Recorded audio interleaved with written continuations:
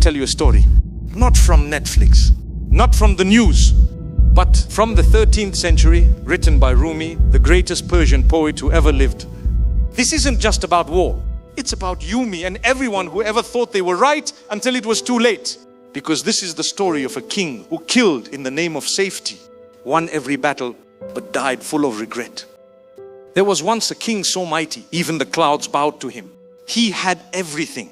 Palaces with golden roofs, armies so large their footsteps shook the earth. And not just power, paranoia. He believed, if I don't strike first, they will rise against me. So he struck. He burned cities that whispered dissent.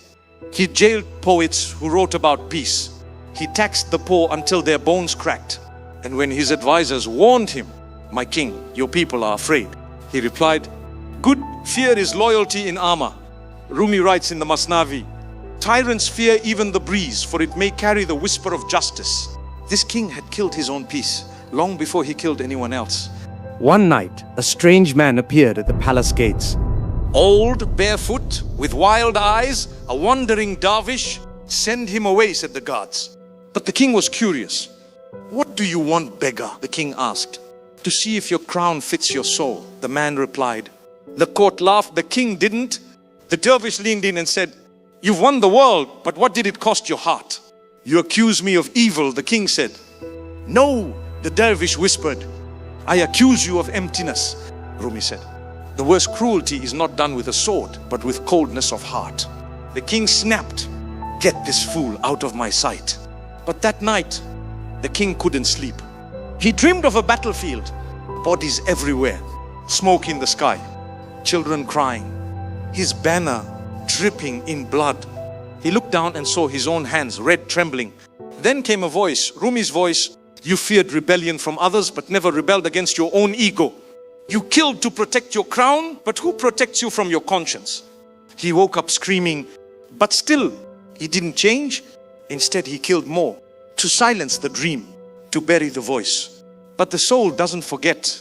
The guilt grew like weeds in his mind. He stopped smiling. His food lost its taste. He'd sit alone, shaking, hearing the screams of those he never met, but ordered dead. He called back the dervish, but the man was gone. In his place was a note, "You can win every war outside, but until you defeat the war within, you are a prisoner in your own castle." Rumi, that broke something in him. For the first time in years, he wept. He left the palace, took off his golden robe, wore the clothes of a traveler. He walked the same roads where his soldiers once spilled blood. He fed the hungry. He asked forgiveness. Some spat at him, some blessed him, but he did not stop.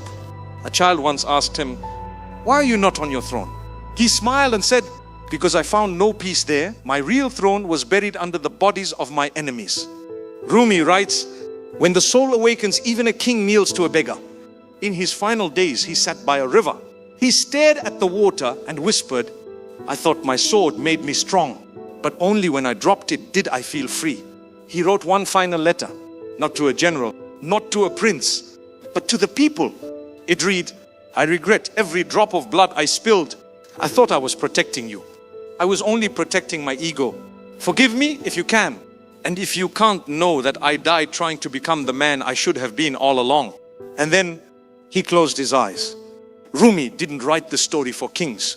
He wrote it for us. You may not wear a crown, but you felt the rage. You've said things in anger. You've hurt people with your silence. You've fought battles to be right and lost peace in the process. And now, you still have time. Because Rumi said, "Yesterday I was clever, so I wanted to change the world.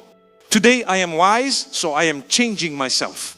Take this moment, not to judge that king, but to remember him and promise yourself, "I will not win battles at the cost of my soul.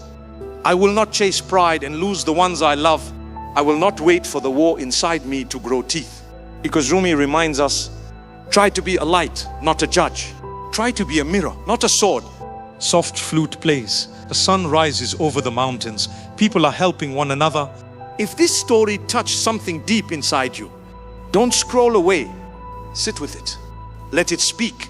And when you're ready, share it with someone who might be fighting their own silent war. Because even the coldest heart can still return to warmth. As Rumi said, Come, come, whoever you are, wanderer, worshipper, lover of leaving, it doesn't matter. This is not a caravan of despair.